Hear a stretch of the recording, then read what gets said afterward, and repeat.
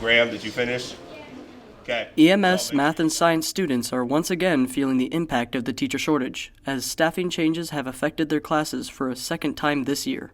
To better understand the reasons behind our limited staffing, we spoke with Dr. Van Wagener, the TCAPS superintendent. So for many years, we've had students not go into college in the area of education. I think that with the rising cost of education and the unfortunate realities of college debt that many students have, we've seen a decline in college students overall.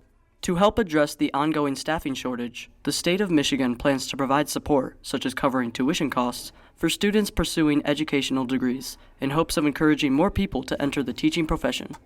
I'm hoping that we start to see a turnaround, in the amount of students that are going into K-12 education. The state of Michigan has put quite a bit of money into having scholarship money for students to get a free college education if they want to be a teacher. So it's still going to take a couple of more years to get our first students that entered those programs at our Michigan universities to get through it. So we hope that that starts to improve the amount of people that are going into the field, and it's desperately needed. And we're keeping a close eye on whether those support systems that are in place are making the difference. Obtaining certification and placing qualified teachers in classrooms is a major challenge for schools. If a teacher lacks certification in the subject they're assigned to teach, they are unable to fill the open positions for more than 90 consecutive days. So there's been a lot of moving parts and a lot of challenges. I think we all recognize that. The other thing is, to fill some of those positions, we've had long-term guest teachers come in that are not quite certified yet, but are working towards that. So all of those factors come into play, and that's kind of where we're at right now. So getting the consistency in the classrooms our priority. Yeah, the district decided to have me as a long-term teacher sub. So I wasn't technically a teacher yet for science, just due to certification reasons. They gave me a due date to do the certifications, and obviously I didn't fulfill those achievements of getting that certification.